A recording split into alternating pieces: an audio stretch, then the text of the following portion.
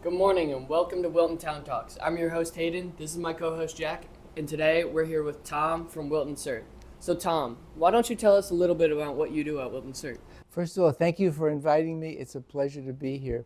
So I'm the executive director of Wilton Cert, and we are a volunteer organization in town that falls on the national level under FEMA, and we are second responders that assist the town for emergencies that may occur.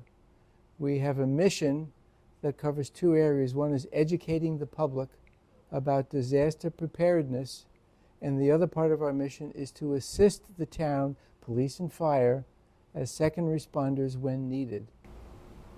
So what would be an example of when Wilton Cert would come out and help the first responders? There are a lot of different situations that occur in town. For example, there may be a motor vehicle accident where the road has to be closed all hours of the day and night and a detour set up. Wilton Cert does that. Or another example might be the 4th of July fireworks parade. You may have seen us there at the high school field orchestrating pedestrian safety and closing roads to divert traffic on Route 7 to allow the fireworks to occur. We're also involved in the Memorial Day Parade. The Pumpkin Parade is coming up in Wilton Center in 2 weeks. We will be there as well. And lots of other activities like that. So it's both planned events, like the fireworks, and unplanned or emergency events, like motor vehicle crashes, storms where trees knock wires down, things of that nature. That's when we get called in. Is there like a, can we like call you if something important happens, or is there like a phone line we can call? The way it functions is that's a wonderful question, because we're a volunteer organization. We have about 110 active members, and we fall under the direction of the town emergency management director. That's the fire chief, Chief Jim Blanchfield. So what happens is when there's an emergency, it might be either the police chief or the fire chief that would say, we need Cert to come and close this road. They then contact the state of Connecticut, the Department of Emergency Management and Homeland Security, and get approval for us to be activated. Once they're activated, they call me, and then I call our members, and we go out and do whatever we're being tasked to do. That's really cool. So going back to what you said about preparing the public for natural disasters and just being prepared, can you tell us a little bit more about how we do that? Yeah, so say when Wilton was flooded, or were you there like helping people out, or? How does all this work? Yeah, basically. Okay. We're involved with all sorts of natural disasters.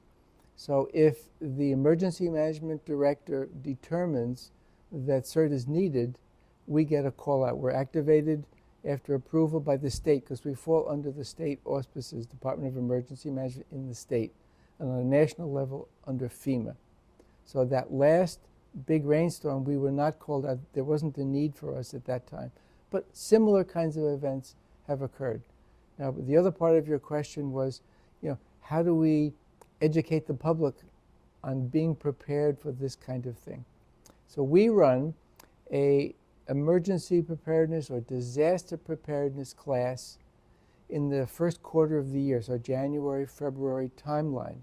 And it's 8 classes, and we cover a variety of topics, from how to prepare your house and yourself for a disaster, emergency search and rescue, how to put out a small fire, so fire prevention as well. And we do all that here in town. It's for free, and we get, sometimes our class has up to 40 folks who come and take the class. At the end of the class, if you complete 6 out of the 8 sessions, then you're invited to join Cert. And that's where we get new members. So we're always looking for new volunteers to come and participate. Look for our website and news in Good Morning Wilton about when we run the class each year. So is like everybody welcome? Like Yes, just join? As long as you're over 18 So under 18, I'm sorry, but it's because of the state regulations that we fall under. But anyone 18 and over, yes, can take the class and join Cert. Yeah, and so it's in Wilton, right? So what building do you think we would go to in order to have these classes? We generally run the classes at Comstock. Okay. You're welcome. Do you have any more questions, Jack? I don't.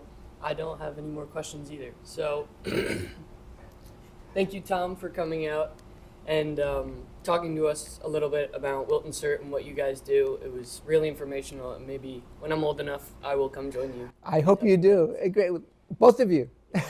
Thank you so certainly much. will. And that is all from Wilton Town Talks. See you later.